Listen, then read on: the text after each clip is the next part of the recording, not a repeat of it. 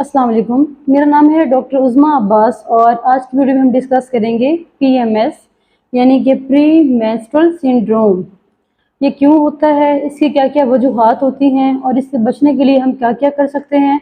तो इस वीडियो में हम ये सब कुछ डिस्कस करेंगे, तो आपने इस वीडियो को एंड तक ज़रूर देखना है। तो सबसे पहले अगर मैं बताऊं कि पीएमएस होता क्या है। प्री मेंस्ट्रुअल सिंड्रोम मजमुआ है कुछ ऐसी अलामात का जो कि आपको पीरियड्स यानी मेंसेस होने से एक हफ्ता पहले महसूस होती हैं।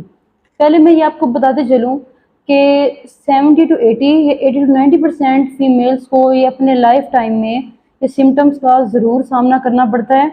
उसमें से 50% ऐसी होती हैं जिनको बहुत माइल्ड होती हैं, 20 से 25 को मॉडरेट होती हैं और 5 to 10% फीमेल्स ऐसी होती हैं जिनको ये सिम्टम्स काफ़ी सवेयर होती हैं और जिसको हम लोग कहते हैं प्री मेंस्ट्रुअल डिस्फोरिक डिसऑर्डर, और इसके लिए उनको फिर बाहर से ट्रीटमेंट लेने की ज़रूरत पेश आ सकती है। तो सबसे पहले अगर मैं इसकी अलामात डिस्कस करूं तो पीएमएस हमें हमारे मेंसेस आने की डेट से एक हफ्ता पहले ये अलामात आना शुरू हो जाती हैं, जिसके अंदर सबसे ये बेसिकली एक कॉम्बिनेशन है डिफरेंट सिम्टम्स का, जिसके अंदर इमोशनल चेंजिंग्स आती हैं, फिजिकल चेंजिंग्स आती हैं और बिहेवियर डिस्टर्बेंस चेंजिंग्स आती हैं। इसमें आप और समटाइम्स साइकोलॉजिकल सिम्टम्स भी आना शुरू हो जाती हैं। अगर मैं बात करूं साइकोलॉजिकल सिम्टम्स की तो आपको एंजाइटी, डिप्रेशन, मूड स्विंग्स, बहुत ज़्यादा गुस्सा आना, बहुत ज़्यादा मूड स्विंग्स होना, कभी हंसने को दिल करना, कभी रोने को दिल करना, ये आपको जो साइकोलॉजिकल सिम्टम्स हैं, तो मूड डिस्टर्बेंस ये आपको आप महसूस कर सकते हैं।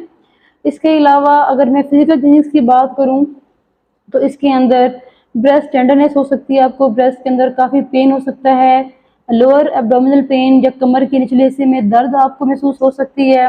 इसके अलावा ब्लॉटिंग होना और पेट में दर्द रहना, गैस की शिकायत हो जाना, ये सारे मसले हो सकते हैं। इसके अलावा हेडेक, आपको सर में दर्द महसूस हो सकता है। तो ये ऐसी सारी अलामात हैं जो कि आपको लेट ल्यूटियल फेज़ के अंदर होती हैं, क्योंकि हमारा जो मेंस्ट्रुअल साइकिल है ये 4 फेजेज़ में इसको हम डिवाइड करते हैं। तो जो हमारा मेंस्ट्रुएशन से पहले वाला पीरियड होता है जिसे हम लेट ल्यूटियल फेज़ कहते हैं, उस दौरान आपको ये सारी अलामात का सामना करना पड़ सकता है।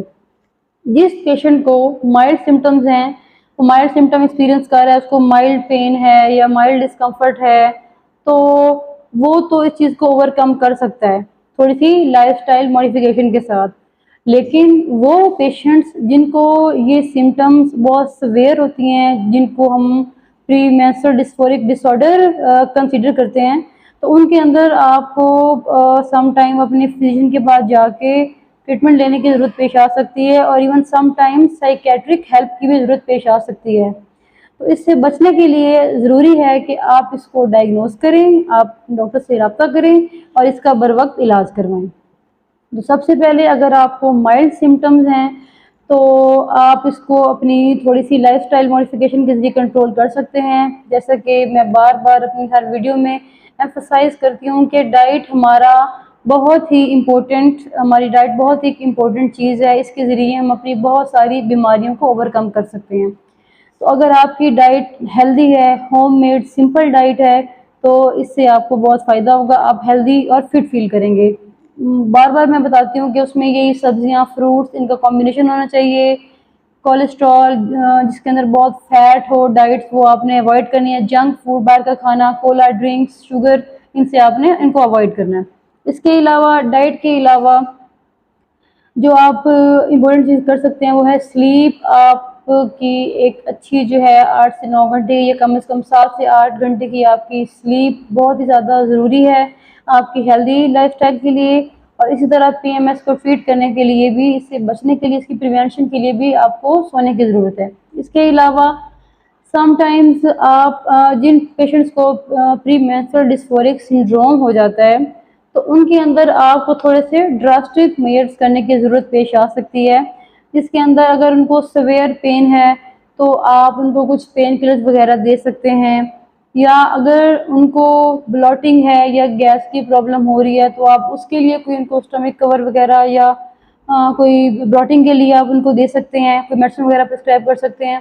लेकिन अगर ये चीज़ बहुत ज़्यादा एक्सटेंड कर गई है और उनको डिप्रेशन, एंजाइटी वगैरह स्टार्ट हो गई है, फिर आप उनको फिर उनको साइकेट्रिक हेल्प की ज़रूरत है, और मोस्ट लाइकली जो उनका जो भी साइकेट्रिस्ट होगा उनको एंटी डिप्रेसेंट्स जो होंगी मेडिसिन जो के अवेलेबल हैं वो उनके ऊपर वो उनको प्रिस्क्राइब करेंगे।